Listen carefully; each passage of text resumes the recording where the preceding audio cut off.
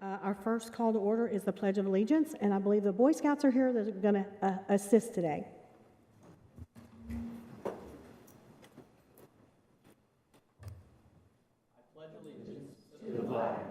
United States of America, and to the republic for which it stands, one nation, under God, indivisible, with liberty and justice for all.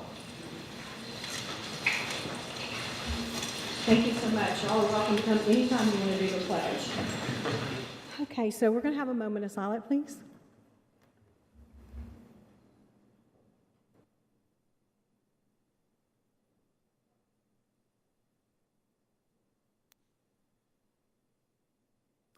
Thank you so much. Please keep our students. It's football season, and the last couple of times I've been to the football games, we've had some injuries on the field. So let's pray for them and make sure we have a good season and no more injuries. Thank you so much. So first item on the agenda is the consent agenda. The approval of the agenda. Approval of the agenda. So recommended approval. Motion to approve the agenda as presented. Move to approve. Second. Everybody. Aye. Everybody say aye. Aye. Okay. Anybody want to abstain? Y'all bear with me. This is my second aye. So motion passes. We would like to do the motion of the consent agenda. Approval of the consent agenda, and I have one change, board, that I would like for us to consider on non-faculty volunteer coaches. We had a employment change, and so I would like to add one non-faculty volunteer coach. This person was an employee, but they are now a non-faculty volunteer coach. His name is Jeremy Buchanan, Laverne High School, and he is a football coach. Page 8. Page 8 and 9. And the only other thing I would like to bring to your attention, there's been some questions on, let me go back and find it, to the auditing question. We had a bid for routine bids on page 3F, routine bids FP 2206. Audit services, we have used a local firm for the last, I believe, 16 years for our audit services. They've done an outstanding job, and so our option to change is no reflection of the work that they do. However, when you are looking at an audit, we want to make sure that we have audits that are done, and we change companies so that we have a fresh set of eyes on those. I think the recommendation is every 5 years, and so that's not to say we would not come back with this company again, but we've been with them for 16 years, so we're asking for a fresh set of eyes. So I know we got an email, and so I want to clarify that reason. Comments? I'll entertain a motion. Move to approve. Thank you, Mr. Young. Second. Thank you, Ms. Darby. All in favor, say aye. Aye. Motion approved. Thank you so much. Okay. Recognition. So we're going to go to recognition, and the members from the Stones River Chapter SAR will present the Rutherford County School Board flags that are being donated to all classrooms. Gentlemen, come forward and tell us what you're doing.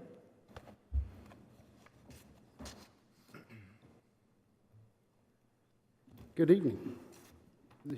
This is representative of the flags that Stones River Chapter, on behalf of Tennessee Society, Sons of American Revolution, and Stones River Chapter SAR, are donating to Rutherford County Schools. I would like to read one tribute before I conclude today. This was originally written by Marine Master Sergeant Percy Webb, 1879 to 1945. Sergeant Webb wrote this famous flag tribute in the original Our Flag booklet first distributed at the Chicago's World Fair, 1933. And it's, I am Old Glory. I am Old Glory. For more than 90 years, I have been the banner of hope and freedom for generations after generations of Americans. Born amid the flames of America's first fight for freedom, I am the symbol of a country that has grown from a little group of 13 colonies to a united nation of 50 sovereign states. Planted firmly on the high pinnacle of American faith, my gently fluttering folds have proved an inspiration to untold millions. Men have followed me into battle with unwavering courage. They have looked upon me as a symbol of national unity. They have prayed that they and their fellow citizens may continue to enjoy the life, liberty, and pursuit of happiness which have been granted to every American as the heritage of free men. So long as men love liberty more than life itself, so long as they treasure the priceless privileges bought with the blood of our forefathers, so long as the principles of truth, justice, and charity for all remain deeply rooted in human hearts, I will continue to be the enduring banner of the United States of America. And with that, we gladly and humbly donate 637 classroom flags to Rutherford County Schools. Wow, thank you so much. Thank you so much.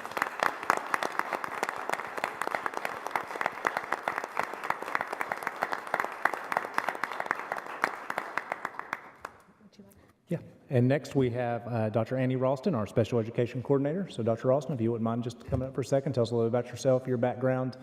We're excited that you're here leading our special education department.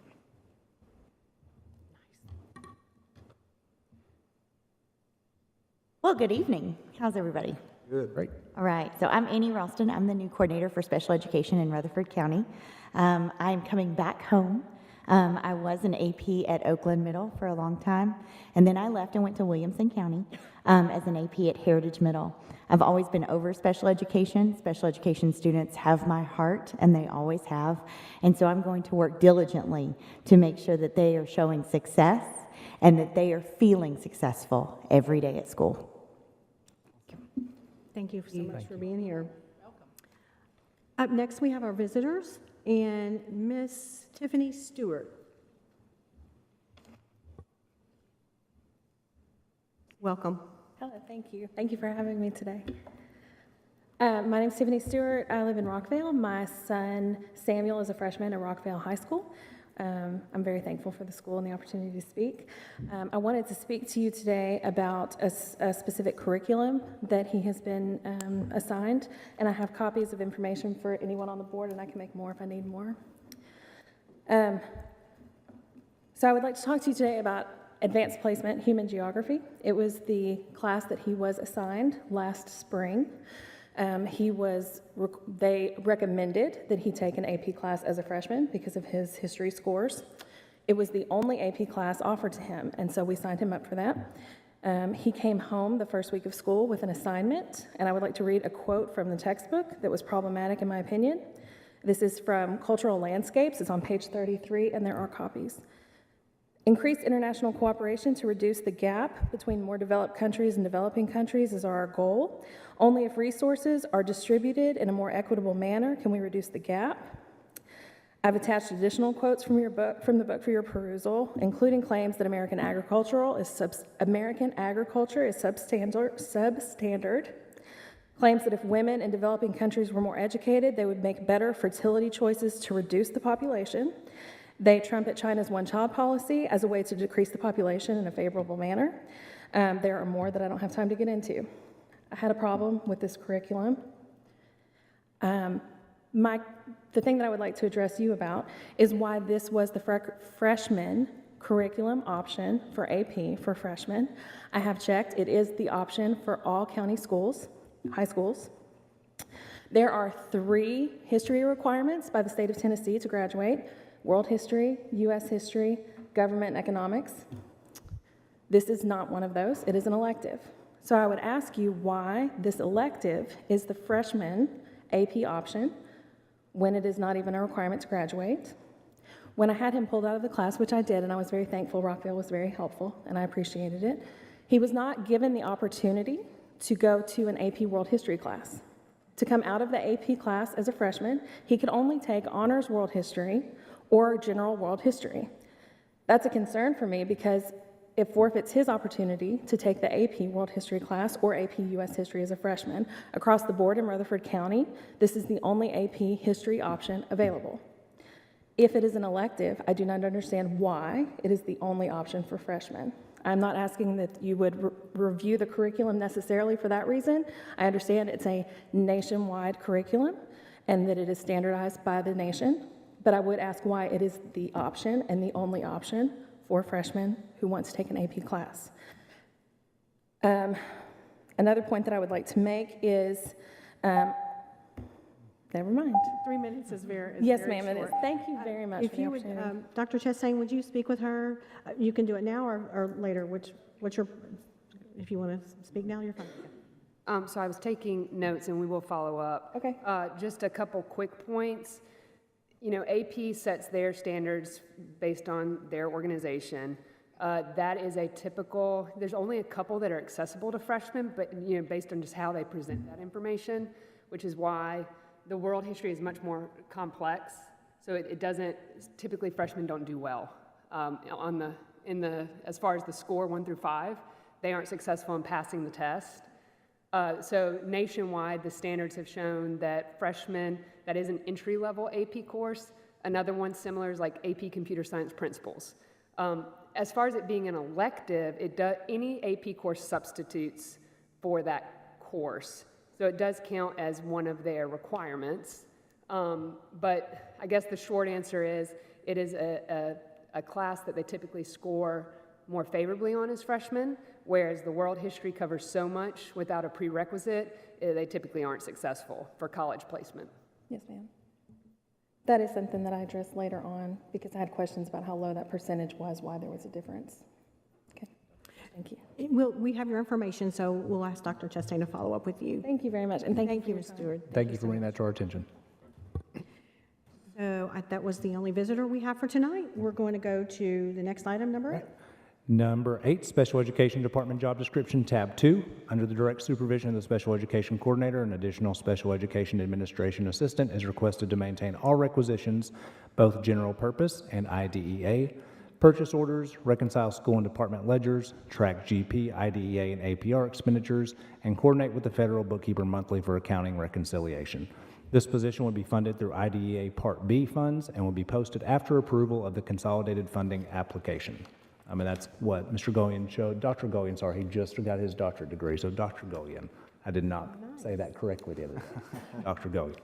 Recommended motion to approve an additional Special Education Administration Assistant position for the Special Education Department. Funding for this position will be through the FY fiscal year 23 IDEA funds as presented.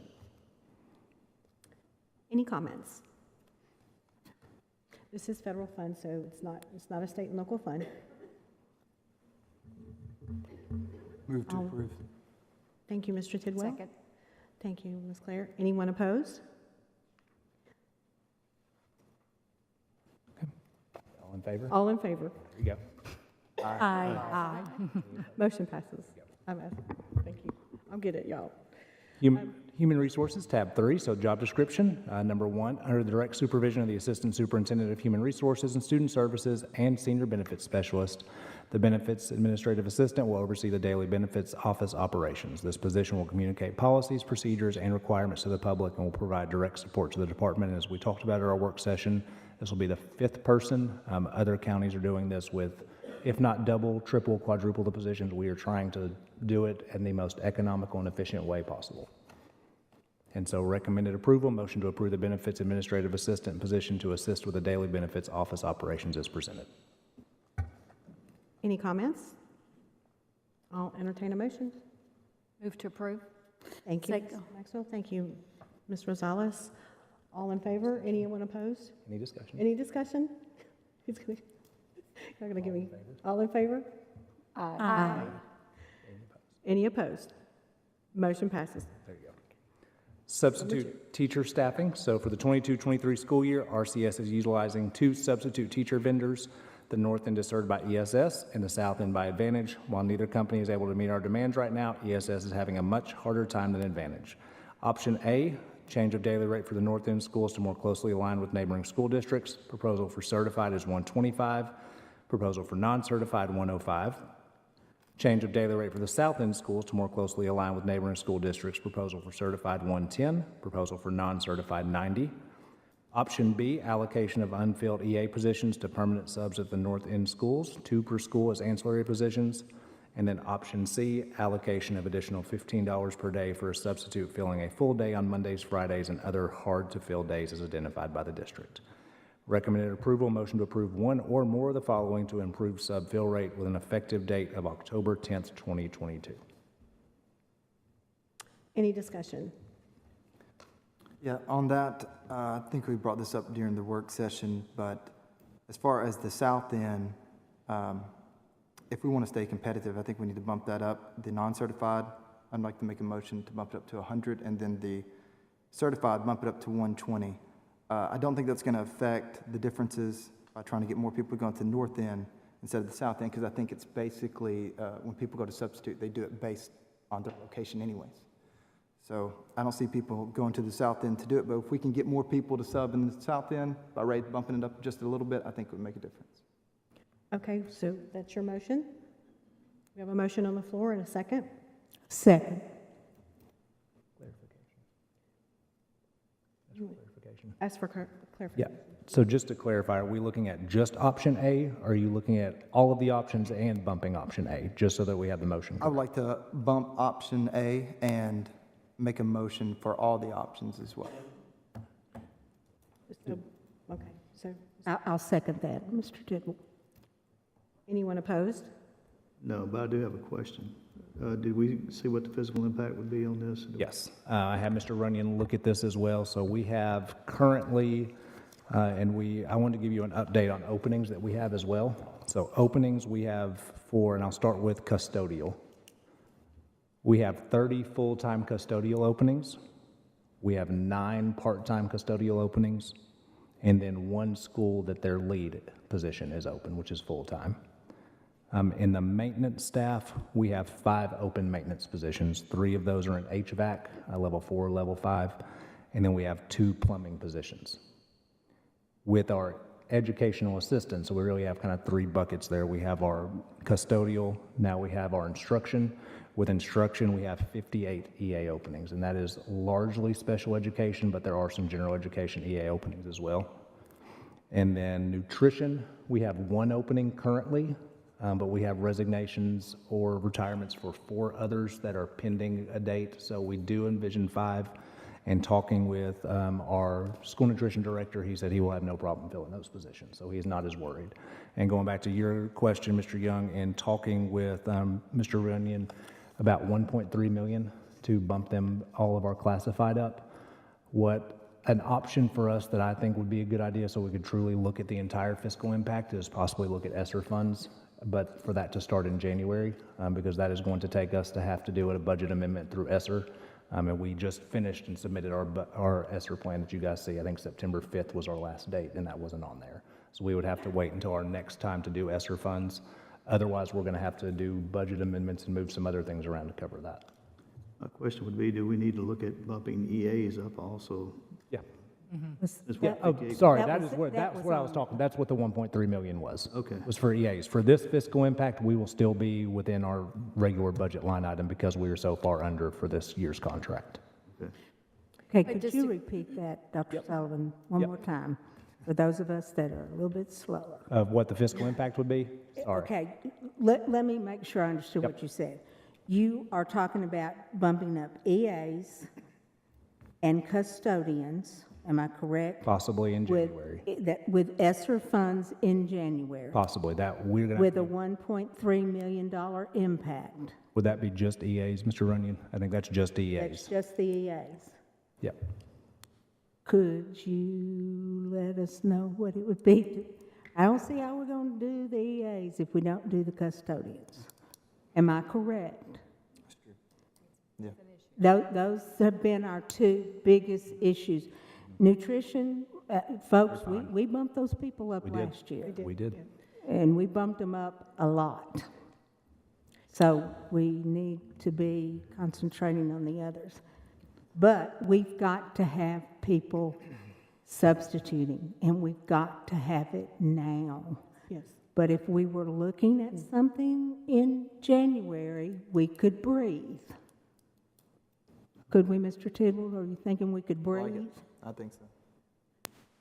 We should be. No, able we're to- trying to cover everybody at once, I know, and it's hard. So it was great discussion. One thing, I spoke with one of our substitutes for about 2 hours the other night and got a lot of information. And you know, we expect them to do the same thing as the teachers, and they have a lot of the same accreditation and credentials and things like that that our teachers have, but they don't have any other benefits. That's right. They don't have any other benefits. They don't have sick time. They don't have insurance. So, I mean, basically, they're sort of subcontractors in a sense, but if they have to call in sick, or if they've got a sick child, or the weather's bad, they just have to eat that day. So that's always one thing to consider for our subs. So we have a motion and a second on the table. All in favor? Aye. Aye. Any opposed? Motion passes. Thank you. All right, so moving to page 11. So we have the ESL extended contracts, tab 4. The ESL department will be conducting an after-school extended day program for Smyrna High School funded completely by Title III funds. Title III funds will provide 2 teachers extended contracts. The schedule for the extended school day will run for both semesters, Monday through Wednesday from 3:45 to 6:15. Each teacher contract is for $50 an hour, and I'll add that is what we pay for all of our after-school power hour that summer. That's our standard right now. Recommended approval, motion to approve Title III funded extended contracts for the extended day program is presented. I'll entertain a motion. Move to approve. Second. All in favor? Aye. Any opposed? Motion passes. Number 2, ESL department uses DocuPhase via automation to store historical ESL student data. This contract is for $900 for support and maintenance of this data. It's paid for with Title III funds. Recommended approval, motion to approve the contract with iAutomation as presented. Any comments? I'll entertain a motion. Move to approve. Second. Thank you, Mr. Young. Thank you, Mr. Tidwell. All in favor, say aye. Aye. Any opposed? Motion passes. This next one is very exciting to me. I know how the kids love Adidas. 11, Adidas contract with Riverdale High School, tab 5. This team agreement is entered into between Adidas America Incorporated and Riverdale High School men's basketball under the attached agreement. Recommended approval, motion to approve the agreement between Adidas America Incorporated and Riverdale men's basketball as presented. Any discussion? I'll entertain a motion. Move to approve. Thank you, Ms. Mathis. Second. Thank you, Ms. Darby. Any opposed? All in favor, say aye. Aye. Motion passes.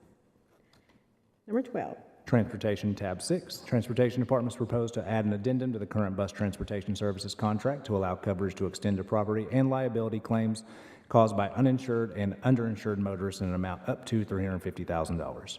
Recommended approval, motion to approve the addendum to the current bus transportation services contract to allow coverage to extend to property and liability claims by uninsured and underinsured motorists as presented. Any discussion?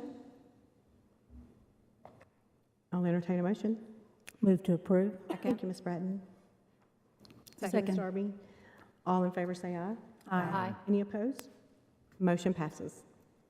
Number 13, Curriculum and Instruction. Curriculum and Instruction CTE Department, which is Career and Technical Education, would like to allocate approximately $15,000 of Perkins 22-23 funds to support Rutherford Works RW Ambassador Leads at 22 of our middle and high schools. The purpose of the Rutherford Works Ambassador Leads program would be to develop the instructional capacity of teachers, counselors, and assistant principals within our district to support the Rutherford Works partnership. These leads will be responsible for attending in-person virtual meetings and implementing the following opportunities at their schools: the Work Ethic Distinction, Youth Science, Work-Based Learning, Industry Tours, Jumpstart Job Fair, 8th Grade Career Pathway Fair, and assist with the ACT Work Keys Assessment. The allocations are: each participant receives a $500 stipend for attendance and participation in professional development sessions led by Rutherford Works and the Career and Technical Education Curriculum and Instruction Department. You have all the Rutherford Works proposed ambassadors there. And then recommended approval, motion to approve allocating approximately $15,000 of Perkins funds to support Rutherford Works Ambassador Leads at 22 of our middle and high schools. Each participant will receive $500 stipend for attendance and participation in curriculum development or professional development sessions by Rutherford Works and the Curriculum and Instruction Department schools. Schools allocated, a number of participants is 11 middle schools and 11 high schools to support teacher and student success as presented. Any discussion? And this is a grant, so it's not coming out of local funds or state funds. I'll entertain a motion. Move to approve. Second. Thank you so much. All in favor, say aye. Aye. Any opposed? Motion passes. All right, number 14, Middle Tennessee State University Agreement, tab 7. This agreement provides the terms and conditions under which MTSU will provide funding to high schools in the Rutherford County School System to serve as a sponsor of activities and to place advertising for MTSU at various locations as agreed by each high school. Under this agreement, the district authorizes the high schools to accept such sponsorship and advertising. High schools will be authorized to accept sponsorship and advertising by use of the form attached to this agreement as Attachment A. Each completed form shall be subject to the terms and conditions of this agreement. Recommended approval, motion to approve the agreement with Middle Tennessee State University to provide funding to serve as a sponsor of activities and to place advertising for MTSU at various locations is presented. Any comments? I'll entertain a motion. Move to approve. Thank you, Ms. Bratton. Thank you, Mr. Tidwell. All in favor say aye. Aye. Any opposed? Motion passes. Thank you. Title I, Tab 8, Number 1, Imagine Language and Literacy K-2 Site License Contract. Imagine Learning and Literacy is an adaptive learning solution that accelerates reading and language proficiency for students in grades K-6. This program supplements literacy, direct instruction, and provides opportunities for learning and practice in all 4 domains of literacy, which are reading, writing, listening, and speaking. As students practice skills, their individualized learning sequence adjusts to maximize engagement and progress. Recommended approval, motion to approve the contract between Rutherford County Schools and Imagine Language and Literacy to pay for 1-year subscription for grades K-2 at John Coleman is presented. Any questions? I'll entertain a motion. Move to approve. Thank you, Mr. Tidwell. Second. Thank you, Ms. Darby. All in favor say aye. Aye. Any opposed? Motion passes. All right, number 2, ESSER 2.0 and ESSER 3.0 approval of funding application. And just for our people here and watching, we had an extensive review of this as well on Tuesday at our work session. We have the budgets we posted as well to our website as part of that requirement. And then we will also have a feedback session that is required for us to do once a year as well as part of ESSER funds. So ESSER 2.0 and ESSER 3.0 approval of funding application. Rutherford County Schools application was approved for the Elementary and Secondary School Emergency Relief Fund, ESSER 2.0, by the TDOE on September 5th, 2022. This $4,036,556.49 carryover will continue to be used to address learning loss, address facility needs, and deferred maintenance, purchasing educational technology, and provide summer learning and supplemental after-school programming. These funds must be obligated by the district by June 30th, 2023. Rutherford County Schools application is awaiting approval for the Elementary and Secondary Schools Emergency Relief Fund ESSER 3.0. This $31,637,400.09 carryover amount will continue to be used to address learning loss, learning acceleration, address facility needs, deferred maintenance, purchasing educational technology, addressing unique needs of special populations, providing mental health supports, and purchasing high-quality materials for math adoption. These funds must be obligated by the district by June 30th, 2024. So recommended approval, motion to approve utilizing the $4,036,556.49 in ESSER 2.0 funds and $31,637,400.09 in ESSER 3.0 funds to prepare for, respond to, or prevent COVID-19 in the 22-23 school year as presented. And I'll add, we will come back. Those are a lot of numbers. I will add that we will come back in December and modify this as well if the board wants us to continue looking at some of those things we talked about during the subline item. Any comments? Are these funds that we've already accepted? I know the 2.0 probably for sure, but the 3.0 are ones we've already... Yeah, we have already accepted it. It started out in the 40 millions, and we have used a lot of that for Tennessee All-Core already for last year's Power Hour tutoring is what we call after-school tutoring. So this is the continued carryover. Mr. Lee, let me say I was happy, and I know you were glad to have the money for the HVAC in the 3 schools. Thank you so much for chipping away at that deferred maintenance.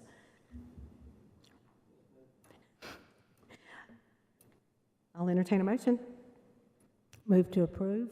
Thank you, Ms. Bratton. Thank you, Ms. Maxwell. All in favor say aye. Aye. Any opposed? Motion passes. Thank you. Number 3, contract with EdPlan Behavioral Threat and Suicide Risk Assessment. EdPlan Behavioral Threat Assessment and Suicide Risk Assessment are proven methods of early intervention that can help prevent acts of violence in school environments. This package fully supports an easy and efficient overflow, both threat to others and threat to self processes, includes the ability to centrally initiate incident command. The total cost for startup, licensing, support, and maintenance will not exceed $69,950 for the 22-23 school year and will be paid through Title IV-A funds. Recommended approval, motion to approve Title IV funds to pay for Ed Plan Behavioral Threat Assessment and Suicide Risk Assessment for the 22-23 school year is presented. Any questions? I'll entertain a motion. Move to approve. Thank you, Ms. Maxwell. Thank you, Mr. Tidwell. All in favor say aye. Aye. Any opposed? Motion passes. All right, number 4, Title II IDEA contract. Institute for Multisensory Education will provide a 5-day workshop comprehensive Orton-Gillingham training. The IMSE Comprehensive Orton-Gillingham Plus course and program is 30 hours of hands-on, interactive, and personalized class that provides a complete understanding of IMSE's enhanced Orton-Gillingham method, the essential 5 components to literacy, and the tools necessary to apply it in the classroom. After participating in this accredited structured literacy course, teachers will understand the structure and foundation of the English language as well as the research behind the science of reading. Educators will have a basic knowledge of how to assess and teach students in all 3 tiers of RTI as well as students with the characteristics of dyslexia. Recommended approval, motion to approve Title II funds and IDEA funds to pay for 5 days of training for teachers. Participation in this training will enable teachers to better assess, evaluate, and teach how to read, write, and spell proficiently as presented. Any questions or comments? I'll entertain a motion. Motion to approve. Thank you so much. Thank you, Mr. Tidwell. All in favor say aye. Aye. Anyone opposed? Motion passes. Next item. All right, number 16, Atlas Program Memoranda of Agreement, tab 9. So our STARS students taking a right stand will provide a master's level specialist to work with elementary Atlas students, providing trauma-informed care, mental health services, and social emotional supports for homeless students throughout the district. STARS will also provide a master's level specialist to work with elementary Atlas students and their parents to reduce chronic absenteeism and improve attendance of students experiencing homelessness. POSSIP will add a new communication tool for our homeless students and their parents that will communicate to families in over 100 languages. The app will allow students and parents to easily share information and feedback. The district will be able to analyze feedback from parents to adjust the Atlas program as needed to meet the needs of our homeless students and families. Endure Athletics will provide after-school and summer programming, including transportation at no cost to students living in motels and shelters. And then last, the Boys and Girls Club will provide summer programming in Smyrna and Murfreesboro at no cost to students who qualify for the Atlas program. Because we pay for the summer program, and they also do not charge Atlas students for after-school care during the school year. Recommended approval, motion to approve the memoranda of agreement between STARS, POSSIP, Endure Athletics, and the Boys and Girls Club of Rutherford County and the Atlas program as presented. We also have Ms. Johnson here, our Atlas liaison. If anyone has any questions, she does an absolutely phenomenal and a lot of times thankless job. It's a lot of it's behind the scenes. Hello, it's very nice to see all of you today, and thank you for allowing me to be here. I would like to say that we have 650 students plus in the Atlas program currently. That is more than 250 students than we had this time last year. So sadly, we are on track to probably move past 2,000 students. Last year, we ended the school year with roughly 1,300 students. We have students that need all of these services that we're speaking of on that list, and we're working really hard in each school. Each school has a contact, so if a family comes in and needs any of these services, they meet with that contact immediately, and I meet with the contacts and try to address all these needs with help of others, obviously, to get the students and the families what they need as soon as possible. I want to say thank you for what you do. You answered my question because I wanted to know, are our numbers slowing down? Are they getting, but they're increasing? I thought that maybe when COVID became, I don't want to say normal, but things kind of slowed down with that maybe the numbers would be different, and they are different. It's just more. It's just more need. And so that puts us on track to have somewhere between 3% and 4% of our students in this district with those numbers. Yes, sir. And I know we have a wealthy county here, but people don't know because a lot of it is behind the scenes. Yes. And I just want to thank you for always taking my text, because I know I call or text you at any time, because if I come across someone, I'm gonna get help. But I want you all to do that, please, because many of our families do not know that this program exists. No. They just don't know, and many of our families have never used this program. So if you do know of anybody that needs us, please just call me. That's the reason we're here. And this is absolutely crucial to not interrupting their learning Yes. for the year. so. And if they can remain in their school of origin, the school that they've been in, when this arises, the homelessness arises and the disruption of their living, at least we're continuing consistency, and that's so important. Thank you, Ms. Johnson. you. Thank you We for having appreciate you. Thank you so much.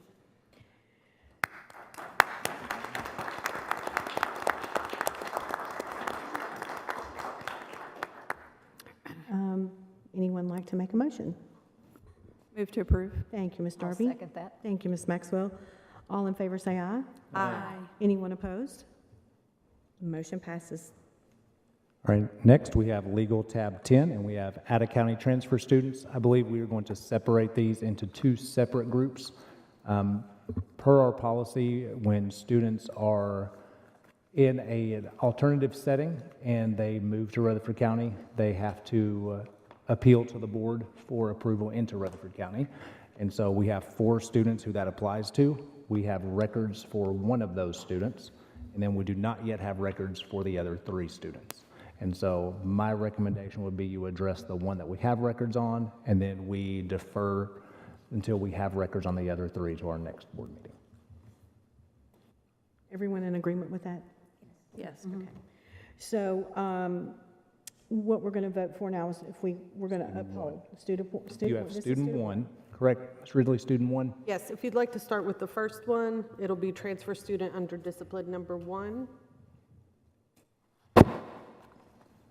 And so at this, That's the one that you, I'm sorry, Dr. Sullivan, that's the one that we have the records from their previous school district on.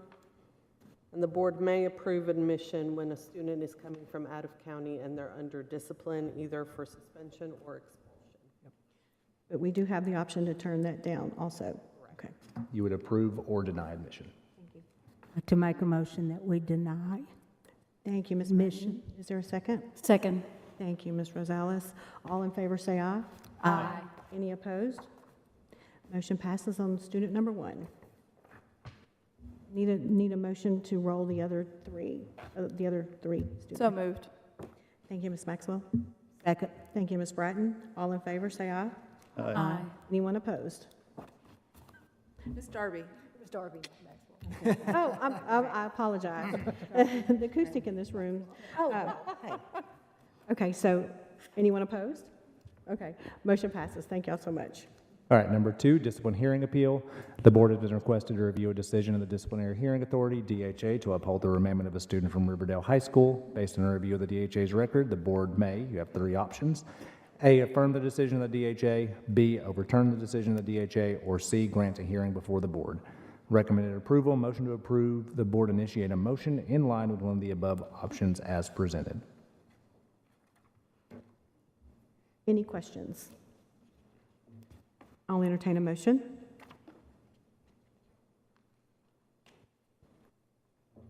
I move that we affirm the decision of DHA. Thank I you. second. Thank you. Thank you so much. All in favor, say aye. Aye.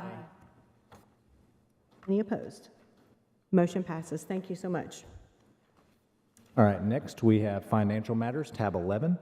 Number 1, motion to recommend a salary increase to RCS Budget and Finance Department personnel. This motion recommends a salary increase of at least 5% be provided to the Budget and Finance Department personnel due to increased workload and salary inequities. Staff will also receive an additional amount between $500 and $1,000 for qualifying degrees, associates, bachelor's, master's, etc. This request is budget neutral and will not increase the Fund 141 general purpose budget. It only requires transferring already budgeted fiscal year 22-23 funds between salary lines. Recommended approval, motion to approve the salary increase of the budget and finance personnel of at least 5% and include the additional amounts of $500 to $1,000 for staff who possess a qualifying degree as presented. We discussed this as well on Tuesday night about departments that necessarily haven't received raises and the different breakdowns that we've had over the past couple years. Decades, not years. Any comments or questions? I'll entertain a motion. Move to approve. Thank you, Mr. Tidwell. Do we have a second? Second. Thank you, Ms. Bratton. All in favor, say aye. Aye. Any opposed? Motion passes. All right, number 2, Fund 141, General Purpose School Budget Amendments. This amendment reallocates $11,600 in current budgeted certified and classified pay. The transfer of $11,600 from account 72-510-105, Supervisor Director, to 72-510-122, Purchasing Personnel, covers the additional amount of pay increase for our purchasing personnel. This amount was already approved in the supervisor salary line of the fiscal service budget for the fiscal year 22-23 school year. This is a budget neutral amendment and no new funds are being used. Recommended approval, motion to amend current budgeted certified and classified pay by transferring $11,600 from account 72-510-105 to 72-510-122 is presented. Any questions? I'll entertain a motion. Move to approve. Thank you, Mrs. Bratton. Second. Thank you, Ms. Rosales. All in favor, say aye. Aye. Any opposed? Motion passes. All right, this budget amendment B funds $22,786 in additional salary and benefits for the RCS Communications Director. Funding for this additional salary increase is derived from additional state BEP funds allocated above the amount that was used for the original revenue budget line for BEP for fiscal year 22-23. This increase is based on RCS certified salary schedule with administrative index equal to middle school principals. Had a question about where do we get those extra BEP funds from? We get extra BEP funds from new students. And so we actually added an additional, I believe, 60 students in the month of May last year. And so those students bring in somewhere between $5,000 and $6,000 per student when they move to us. And so we don't originally budget those because we didn't know those students were going to be here yet. And so then we have recommended approval, motion to approve the GPS fund budget amendment of $22,786 of both revenue and expenditures as presented. Chairwoman, can I say something? Sure. Is that appropriate? Yes, absolutely. This is kind of a difficult thing to talk about. We're talking about somebody's salary. And I would first like to start by saying what I'm about to say is in no way a reflection on Mr. Evans and the fantastic job that he does for us.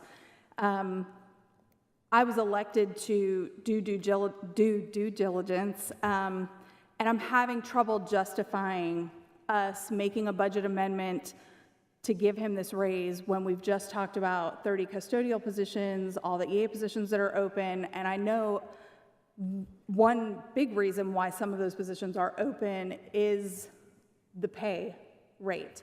I know we're in the middle of a salary study. To me, I think the best decision would be to just table that so that when the salary study is complete, we can address the salaries across the board and adjust what needs to be adjusted all at one time. I think that's the fair way to handle it. I certainly don't want to give our classified employees the impression that people at central office are more important or do a better job than they do. I value everybody that works for our system, and I feel like that's the most appropriate and fair way to handle that. So I guess I would be making a motion to just table this until after the salary study is done, when we evaluate all of the salaries. Thank you, Ms. Darby. Do we have a second? Second. Thank you, Mr. Tidwell. We're going to do a roll call vote, please. Ms. Maxwell? No. Ms. Darby? Yes. Mr. Tidwell? Yes. Ms. Rosales? No. Ms. Sharp? Yes. Ms. Bratton? No. Mr. Young? No. 4-3. Thank you. Motion fails. I'll entertain another motion. I move that we approve. I second. All in favor, say aye. Aye. Anyone opposed? Nay. Nay.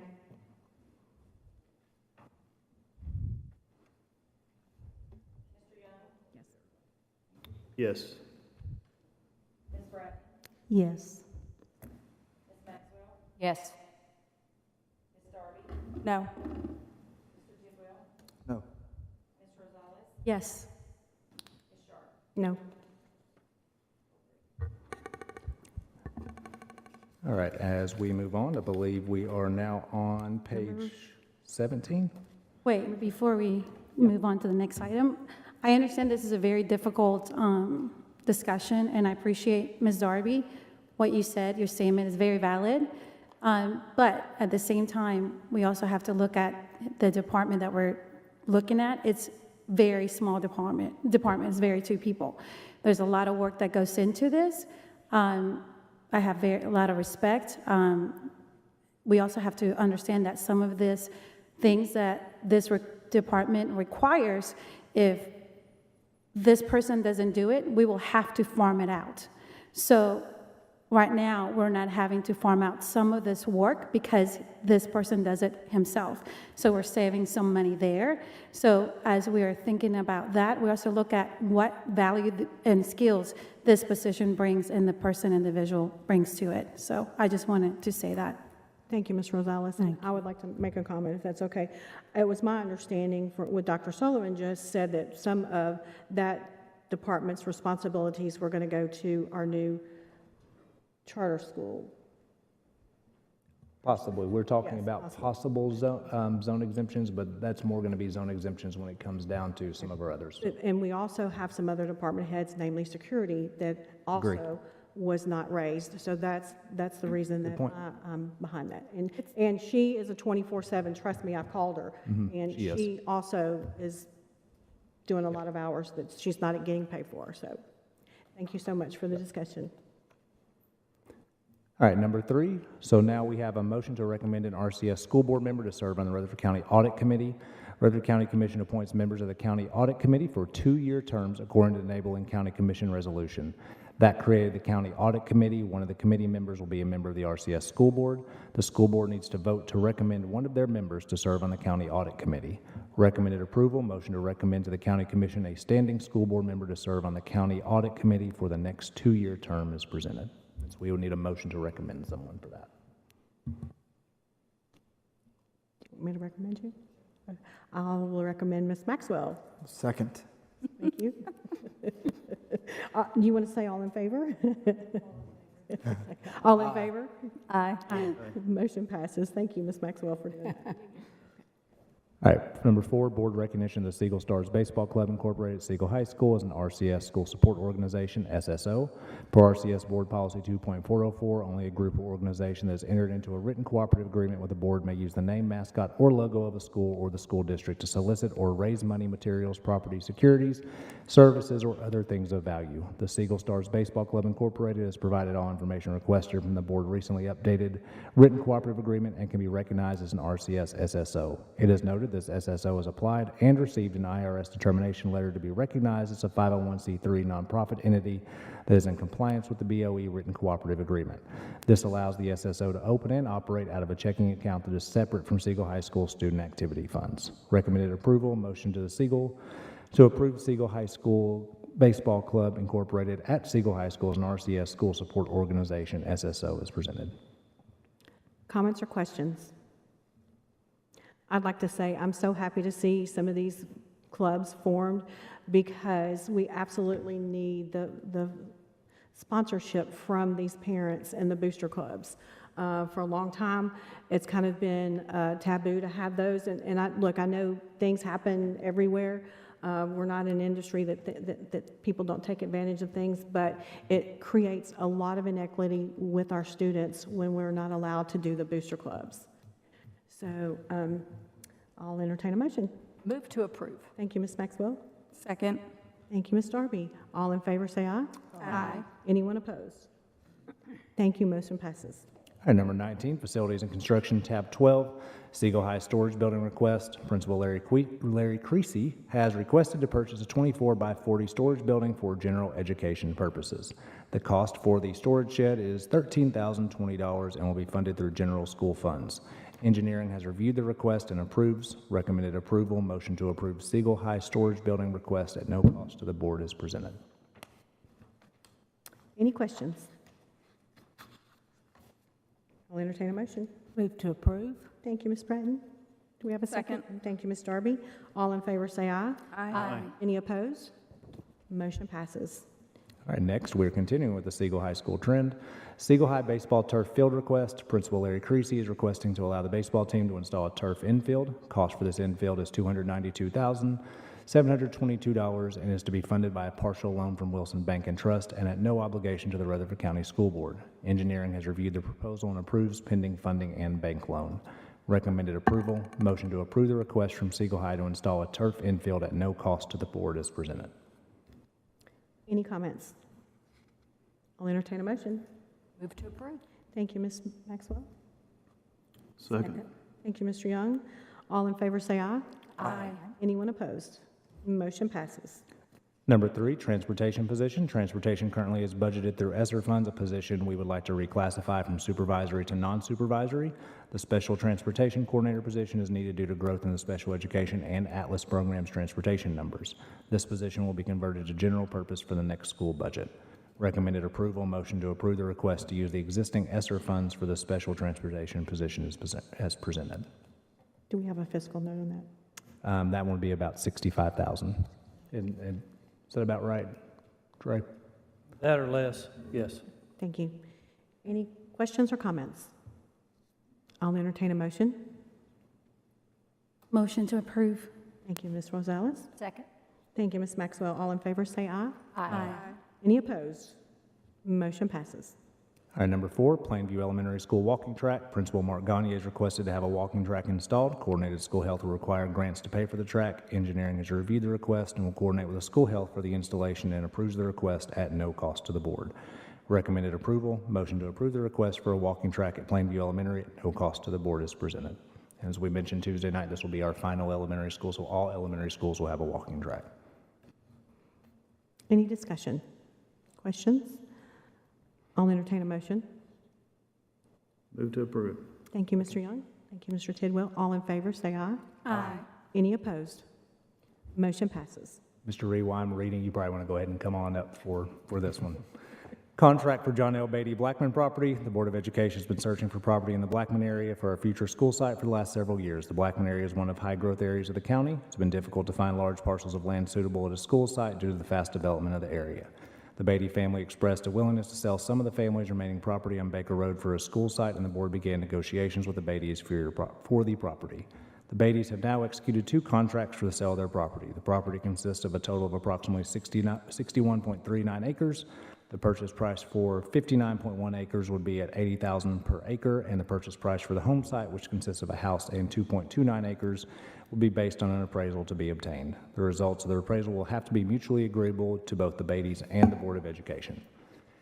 The contract includes an inspection period of 180 days to allow testing of the property to ensure it is suitable for a school site and are contingent upon funding approval by the Rutherford County Commission. Both of the contracts will have to come back to the Board of Education for final approval after testing results and their appraisal is received. Recommended approval. Motion to approve the Board of Education executing the 2 contracts for the possible purchase of the properties on Baker Road is presented and to proceed with testing and the appraisal is presented. Any comments?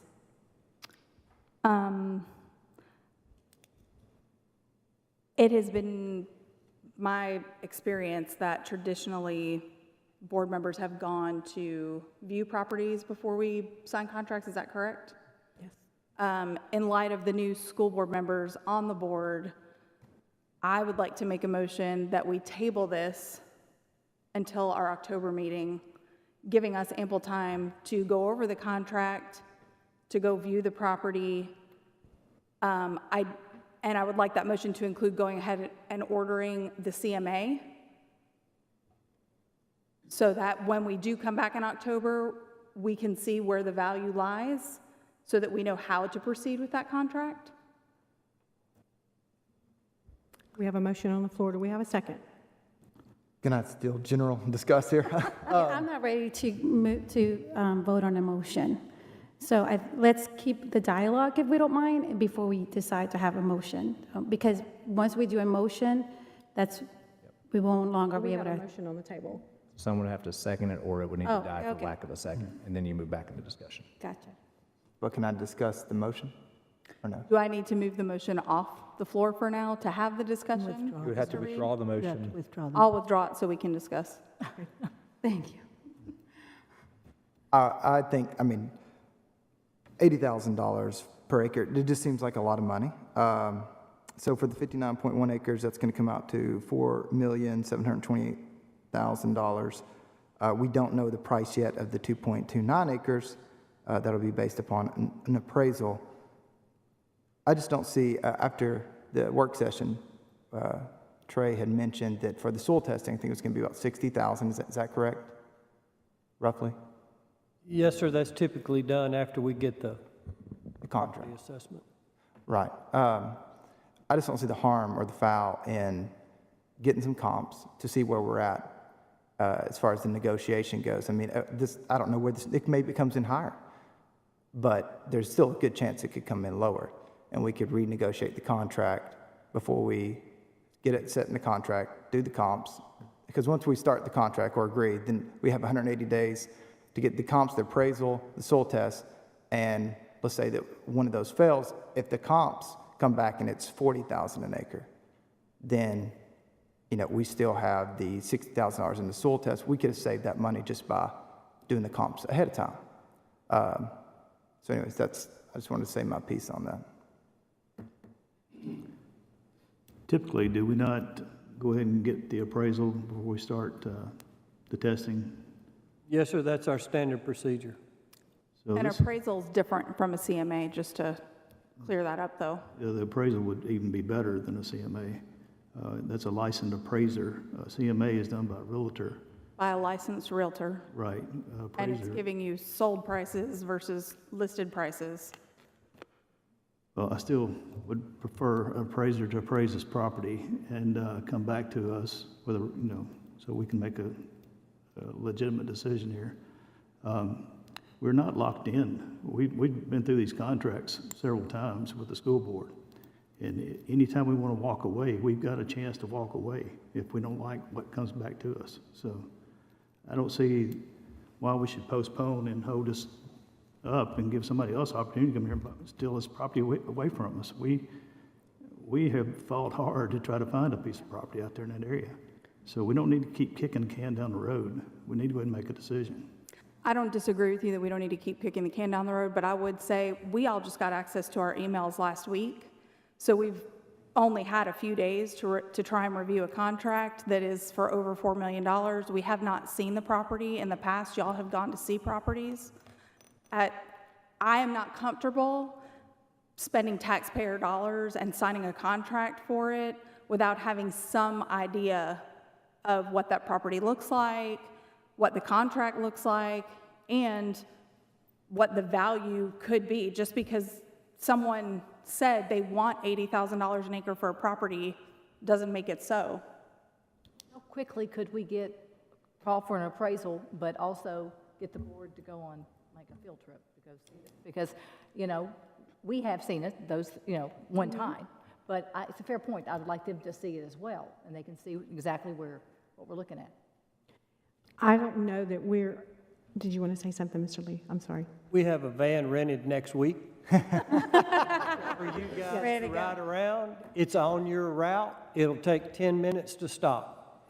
And I can call in the morning to get a price, to go ahead and get the appraisal in the works. Now, I seriously doubt it will be back by the October meeting. It'll probably be November, because typically they take 45 days. But I'll be glad to call and get a price and go ahead and turn them loose if that's what the board wishes.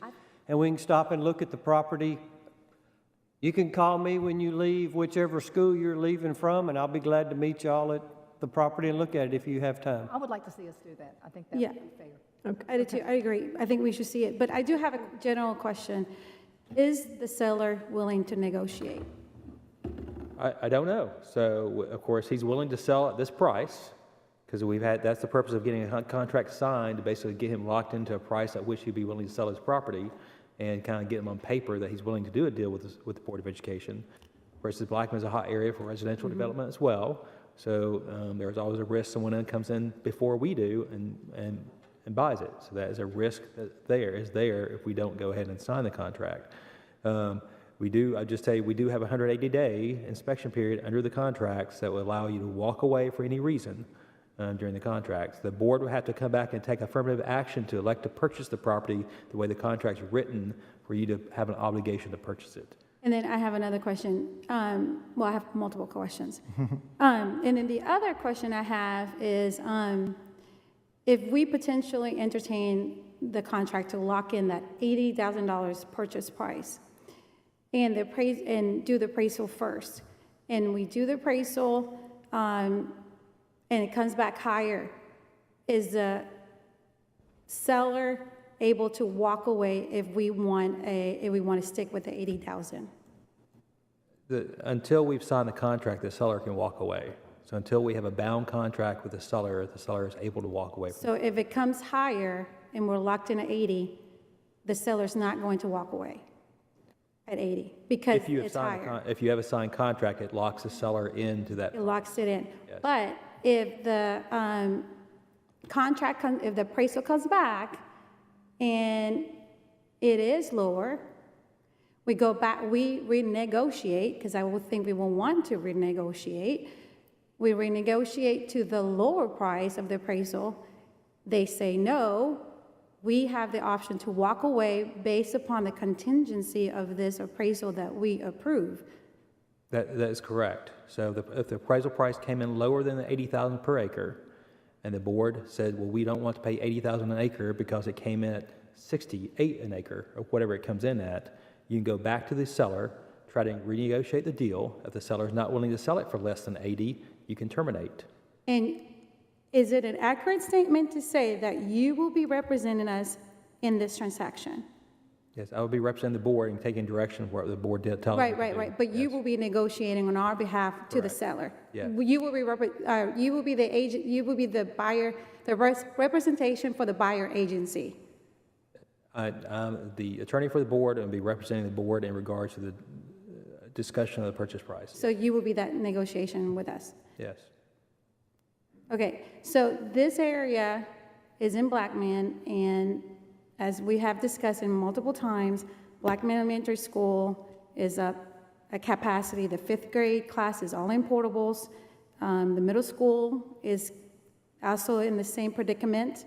They've already built an annex building, so the risks are there, but within the contingency, based upon what the appraisal is, I don't see there is a harm to even look into entertaining it if we have that set in the contract as a contingency based upon the appraisal, followed by the sampling. Okay. So Mr. Oh, go ahead. I wanted to make some comments. Oh, yeah, go ahead. It's okay. Okay, so Mr. Reed, no offense, but nobody's fighting to get that property at $80,000 an acre. No developer will take that property at $80,000 an acre because they cannot make any money on it. You can go to John Floyd and ask him. They will not buy any acreage over $25,000 because they can't make the numbers work.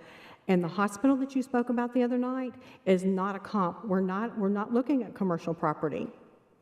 So, and for us to this is going to be a $10 million project just for the land. That's not going to include any preparing of the land or building or anything else. We're asking our board members to vote on a $10 million thing on their first week. This is going to be a $10 million deal. We only have $4,300,000 in our land purchase account.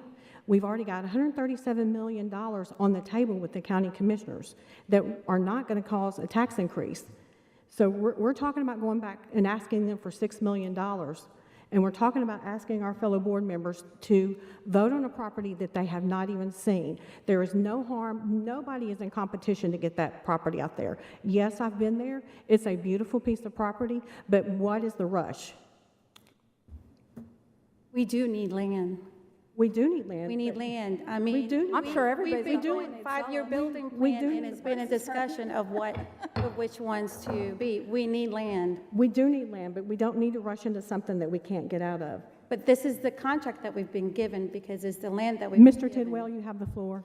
I just have a question. Is the land publicly listed? Is the land, I'm sorry, what? Is the land publicly listed? It is not publicly listed, no. How did we find out about it? The prior board of education directed Mr. Lee to reach out to the Beatties and see if they had an interest in selling the property, and that's how the communications came about.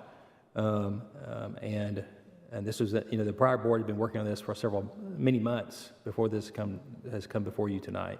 Okay. I've been on this board for 2 years, and this is the first real property that we've had and offered to us. Nobody has come to us or wanted us to purchase anything. Yeah, and just as history of the board, Mr. Lee's been out very actively looking for property in the Blackman area, the Laverne area, the Smyrna area for the last several years. So, and this pace of development, and particularly in those areas, has been so fast as the private developers have been snapping up the property, getting it. So it's becoming increasingly hard in Rutherford County to buy these larger tracts of property. It may be easier to get a 20 to 30 acre tract, but when you're looking at a site for like 60 acres, it becomes more difficult to get. Those are just far and fewer between. And increasingly, as Rutherford County develops, it's going to be harder and harder to get these larger tracts. Right. So I understand, it's up to the board what you guys want to do as a board with respect to this property. The prior board charged Mr. Lee and with me with the obligation to go and try to negotiate a deal to purchase the property with the Beatties. So we went out and did that. After several discussions and going back and forth, this was the land that the Beatties were willing to sell. They weren't willing to sell all their property. This is a portion of the property out there they're willing to sell, and these are the terms that they will be willing to sell it at. So that's what comes back to the board after kind of the direction the prior Board of Education has been given to Mr. Lee and myself. But it's up to this board today to decide what you want to do with it. So we do have an opportunity for these two contracts to get the property. If you want to, you have a chance to lock it in, to give you the option of buying it if you want to buy it. Both these contracts allow the board to walk away from the deals if you decide that you don't want the deals.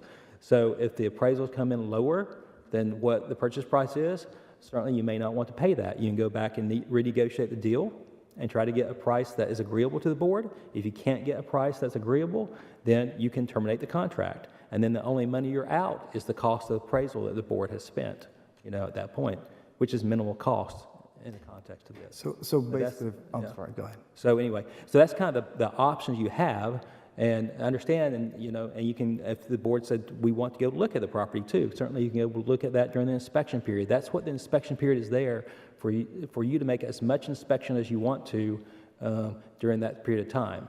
And it's 180 days, it's 6 months. It allows you 6 months to do whatever testing, whatever examination, whatever appraisal, whatever you want to do in regards to that property, you can do within that 6 month period. And then then it has to come back to the board before you decide to buy it. So you signing a contract does not necessarily obligate you to buy it, because it has to come back to the board for you to pull the trigger and say, yes, we've got the appraisal now, it looks okay. We've got the testing done, it looks okay. We've looked at the property, it looks okay.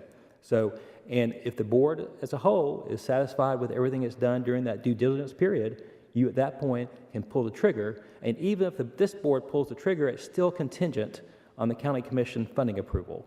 So at some point during this whole process, you would have to go to the county commission and ask whether the county commission's on board with funding this property.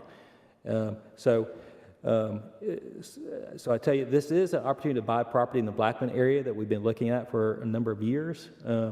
It's been hard to get property in that area, and I don't know how many more opportunities there'll be for it. Whether this opportunity is here next month or 2 months from now, if we don't sign the contract now, I don't know. But it's just an opportunity today to lock in these contracts and give the board the option of proceeding with the property if you choose to do it. Okay, I think, you can answer my question there. If we back out of the contract at any point, so if we get the comps back, and I guess we can kind of choose how we go about this process. We get the comps, and then we get the appraisal, and we're satisfied with both of those, and then we decide to do the soil test. Say we're dissatisfied with the appraisal, and we can't come to terms with the renegotiation on the price. Then we could back out right there, and there would be no additional cost. We're just out whatever we stop in the process, we're out at that money that you spent at that point. So at that point, you'd be out the cost of the appraisal. Yeah. Is there a deposit or anything of that nature that would then be forfeited as well? No, there's a deposit in the contract. There's a small amount, $5,000. With contracts, you have to have some kind of earnest money deposit to make them legally valid.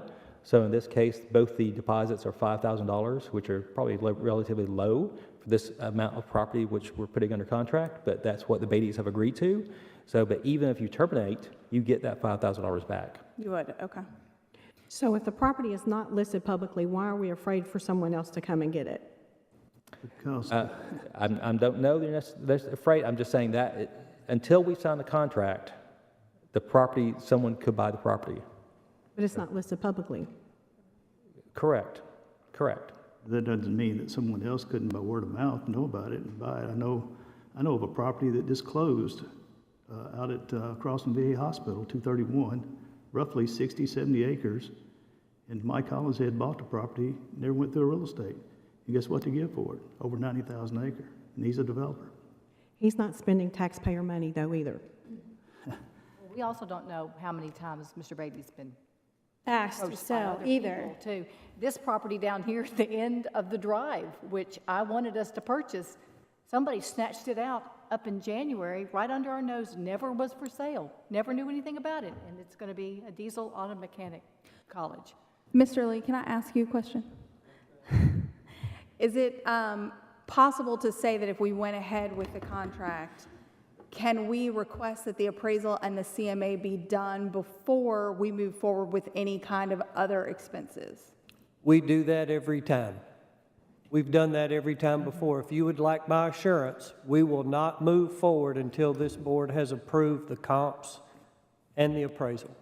That's the way we've done it every time we've done it. I understand that. My personal opinion is that the comp should be done before we ever enter into a contract, but there seems to be a lot of disagreement. I'm trying to come to some middle ground. If you sign the contract and then we do the comps and the appraisal and you don't like them, you walk away and all we've spent is the money for the comps and the appraisal. That's it. Which I think is what you're asking to do, is do it before we go any further to make sure we're... Right. I do not want to spend $60,000 to $80,000 of taxpayer money if we were to then find out. And we don't. It's an internal thing, and all I can do is give you my word. That's the way. I've done 2 properties since I've sat in this chair, and I would not move forward till the board was satisfied with the appraisals. And I will give you my word, I will do it a 3rd time on this property and any subsequent properties that we do, as long as I sit in this chair, irregardless of who's sitting in that chair. Because I agree with you, it's the way to go. If you can't agree on the number, there's no reason to go forward and do the test. 100%. You've got to agree on the number first. The only thing this contract does, and I'm not getting in the middle of whether we do it or whether we don't, because at this point, I just need direction. What do you want me to do? All this does is lock in a number that it can't go up. There's a very real possibility it can go down, but it can't go up. That's all this does, and it gives us a starting point. So it does lock us And into at the any 80,000. point in time, It does lock us into the 80,000 is what you're saying. it locks the owner. Let's say, and I'm going to play devil's advocate for a moment. Let's say it comes back at $100,000. Without a contract, the owner can go, well, I don't want to sell it for 80 now, I want to sell it for 100. If we have a contract, they cannot. If it comes back at 60, now we can negotiate to go down.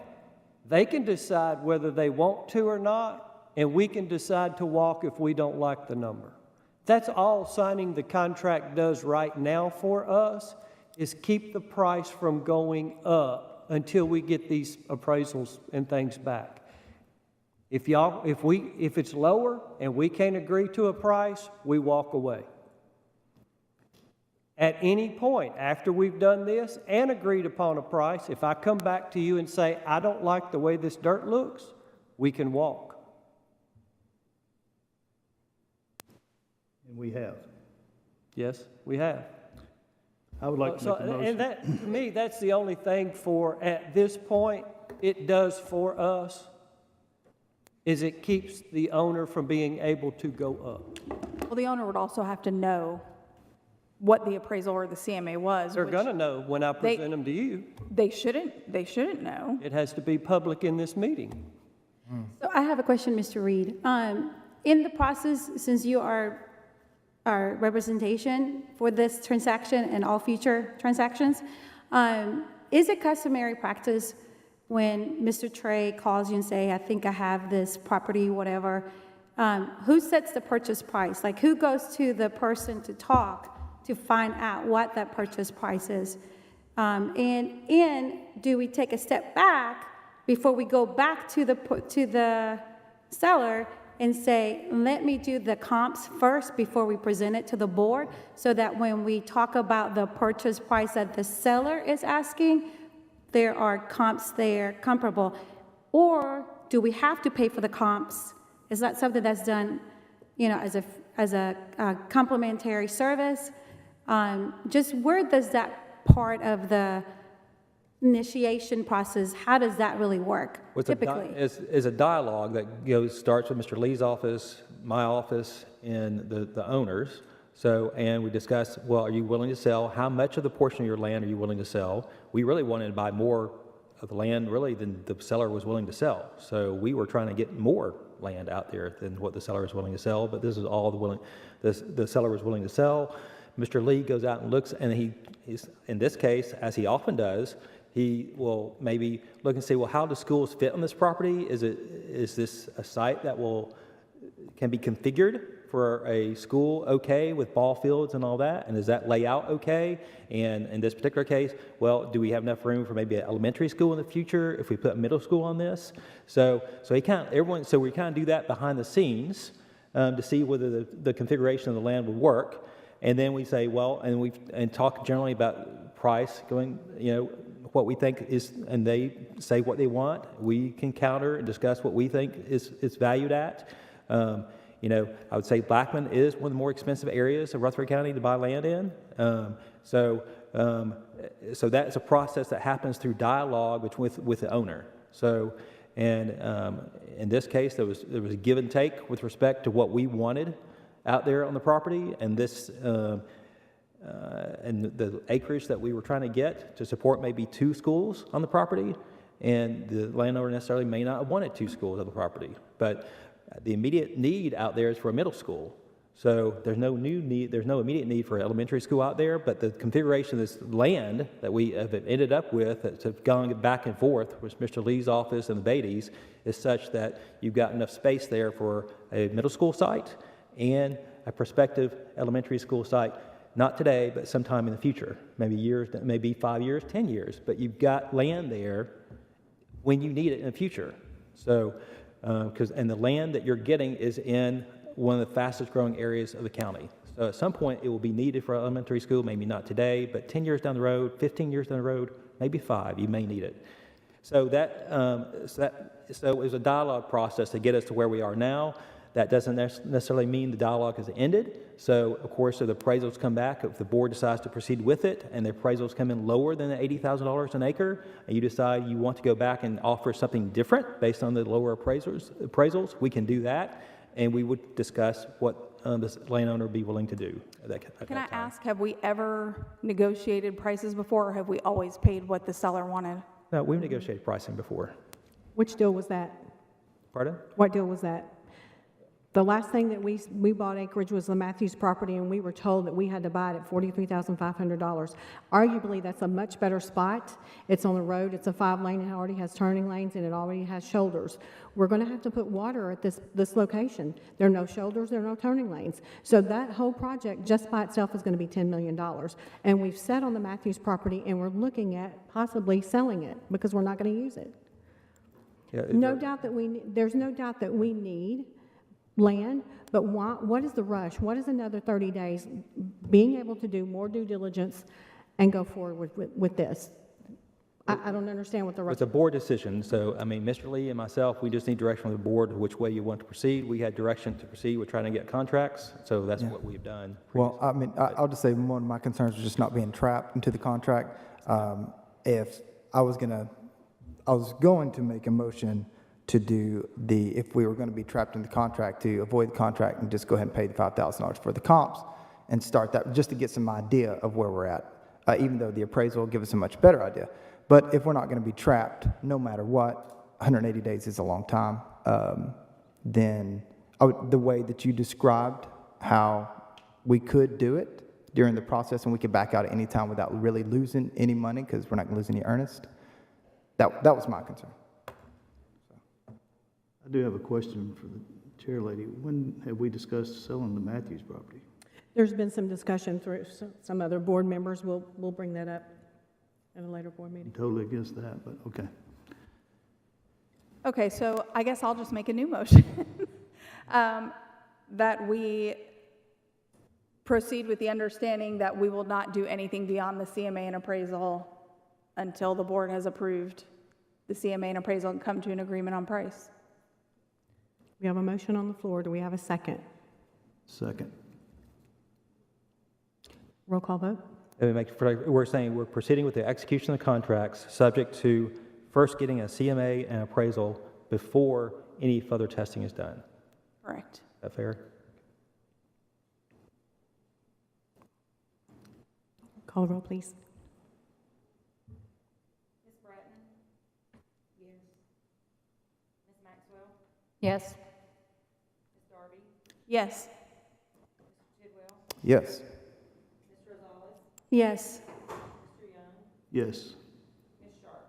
Yes. Thank you, board members. Thank you, Mr. Reed. Motion approved. Next.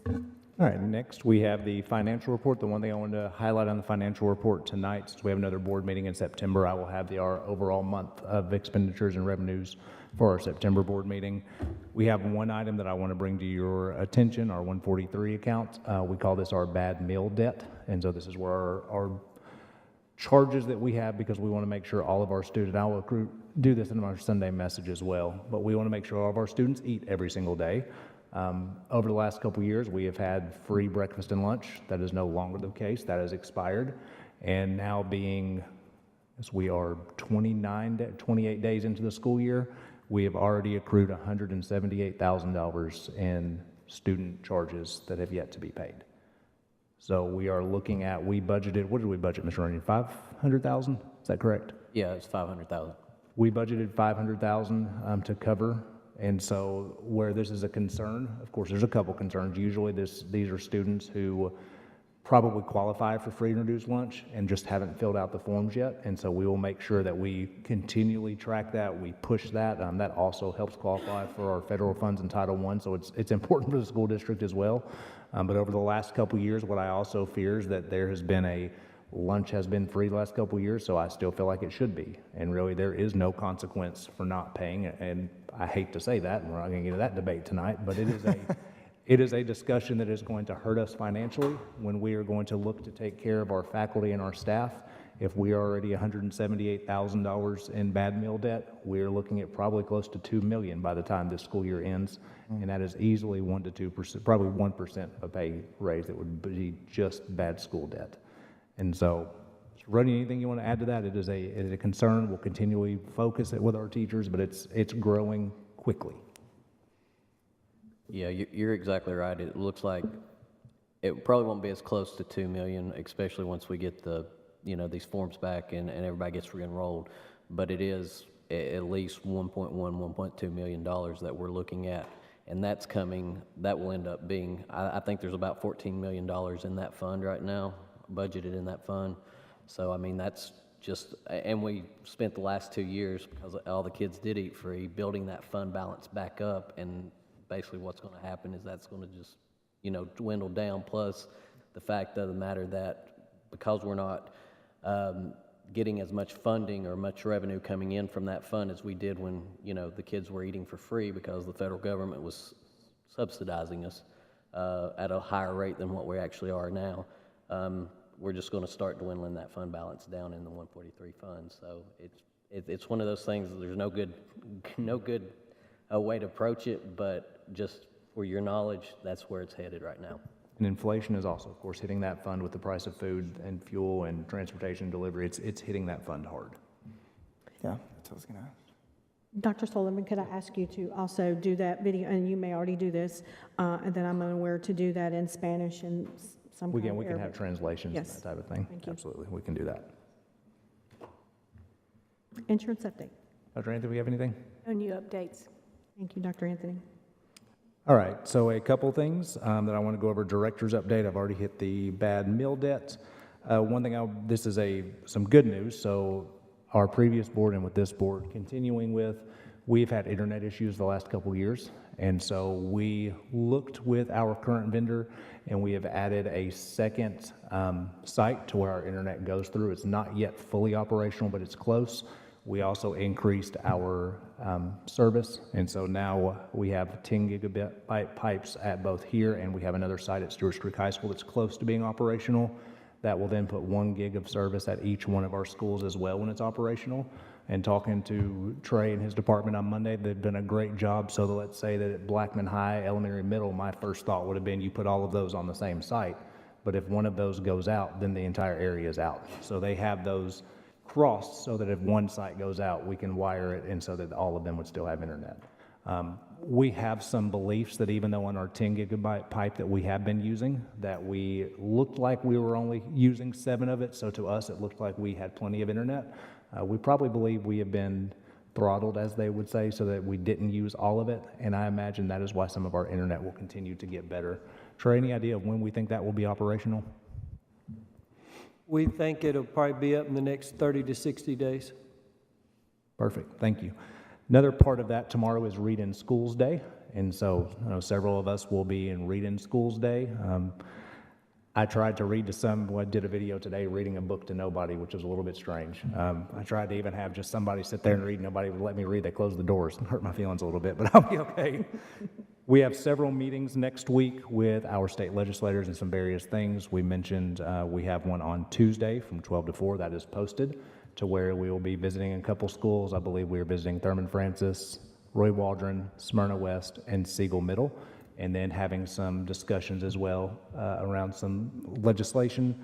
Then Thursday, we have another meeting in the evening that we are being invited to with our state legislation that will be posted as well to discuss some things with our state legislators and third grade retention and possibly the Commissioner of Education. Is that open to the public? I believe they said The comments last time would they be. did, yes. Yes. Last time they Yep. did. And that's their meeting, so we haven't published a whole lot of it, but since it involves our school board and we are required to do everything in public, we will have that if it's not already posted. It's already posted on our website, and that is next Thursday at the, where is that, do you remember? Smyrna Town Center? Center, yeah. Okay. Other thing, I will start as part of my contract, I believe in continuing education, so I was accepted into the Association for Superintendents Academy, and so that starts the East cohort. I believe there are 24 of us, and I start that September 28th and 29th. It's virtual, and that is a 2-year program for national certification, so thank you guys for that, and I believe we have to always model continuous education. Last thing I kind of wanted to show you real quick. I'm going to come up there just because I have access to it up here.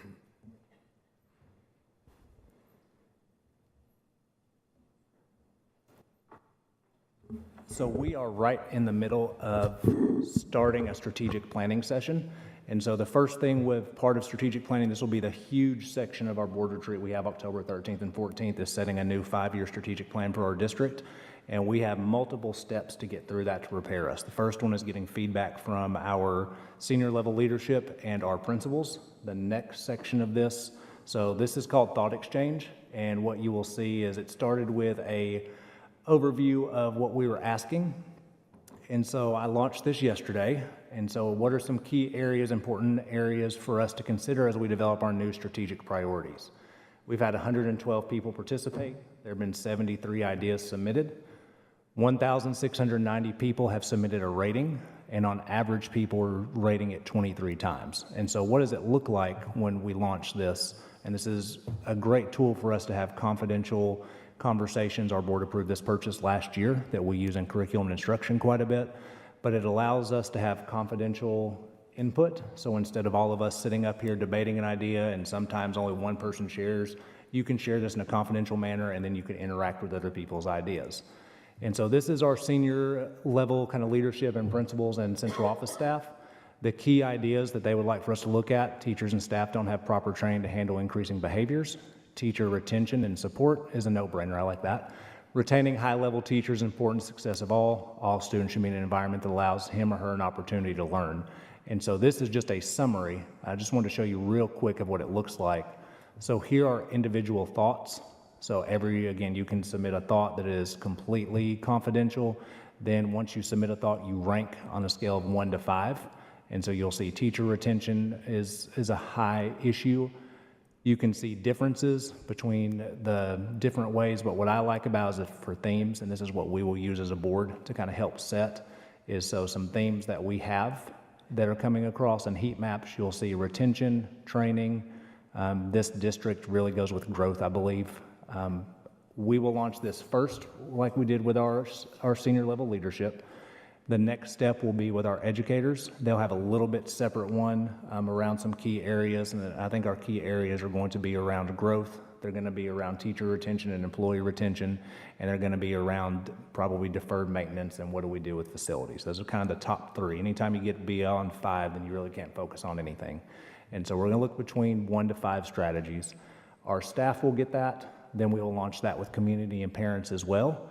And then you guys will get access to all of them so that you can see access and interact with any of them and rate whatever you want to, but also so that you can just have an idea of here's what a real knowledge of what is happening on the day-to-day basis of what is our community and our teachers and our different groups look at. I'll take all of this information and compile it to help set our trajectory for what we're looking at for our agenda. So just wanted to kind of show you what we are looking at from that standpoint. Last, I got a text while I was sitting over there that I think Mr. Evans wants to come talk real quick.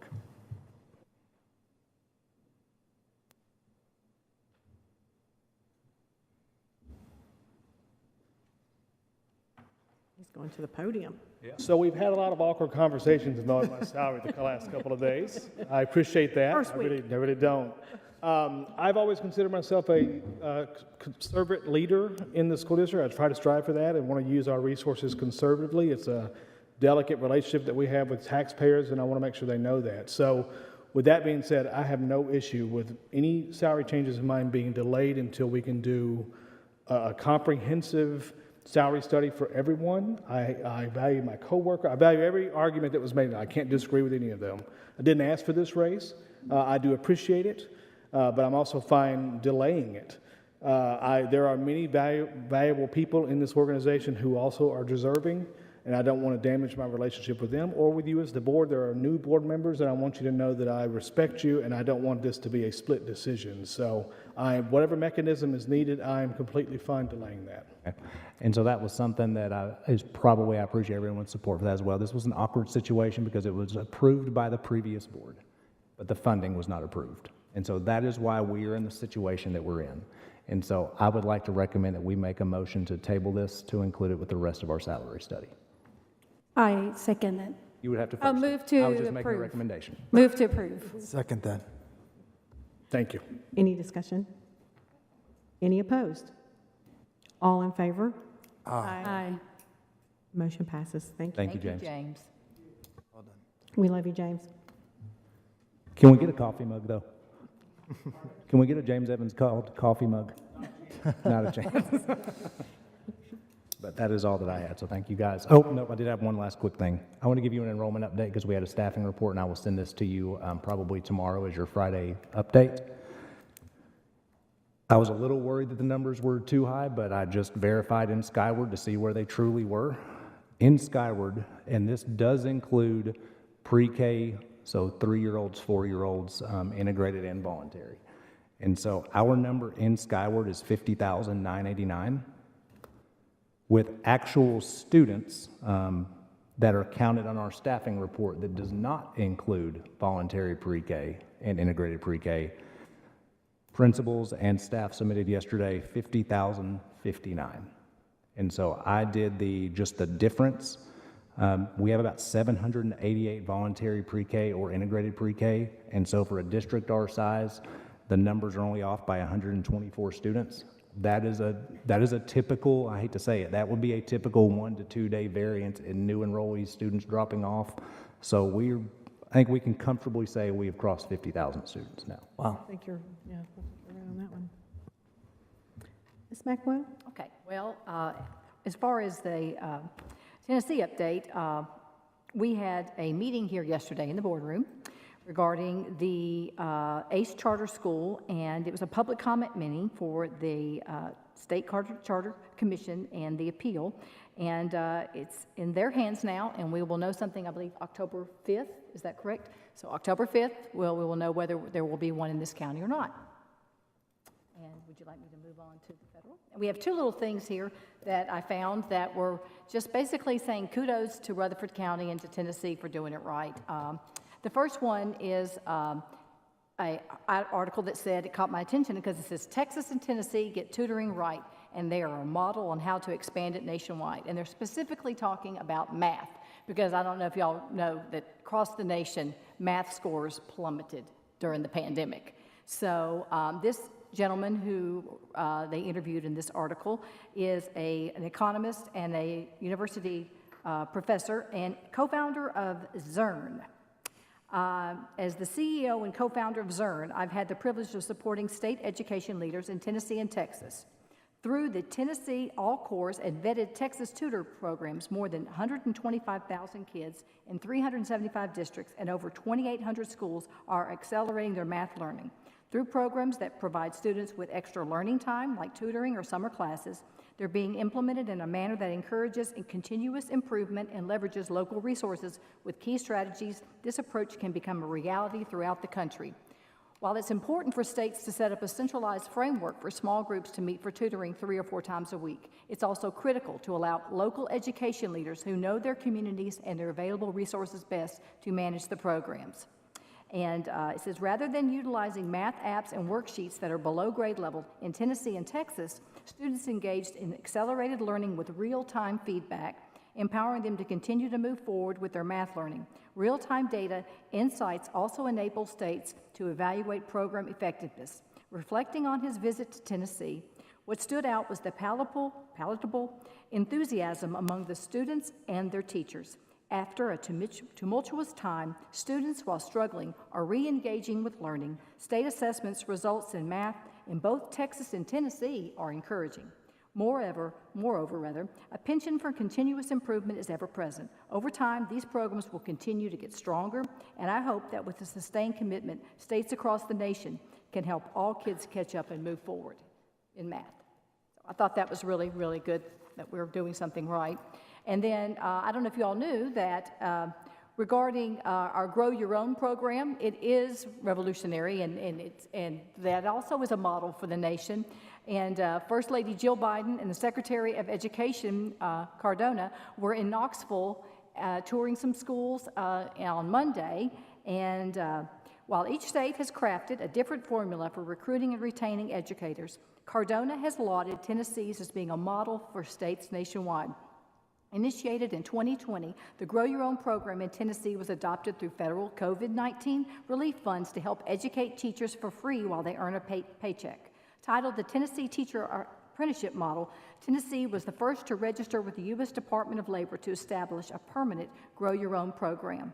While it may look different from school to school, funds pay for education, courses, and pay teaching apprentice students while they study, intended to help eliminate vacancies in hard-to-fill positions such as special education. A repetitive theme among educators and public officials was ability to provide a platform where teachers can get the education they need to positively impact students. Although the room swayed in one direction of opinion, the lot nodded in agreement that teaching is the greatest profession someone can pursue. That was very good. Thank you, Ms. Maxwell. Would you like to talk about your recent appointment? Oh, yes. I don't think that's been announced. I think it was. I think it's been in the paper. We did? Yeah, but announced. Okay. There is a new juvenile detention judicial board that has been formulated, and I was chosen as they wanted someone from the school board, and I'm honored to say that they chose me. So I will be on that.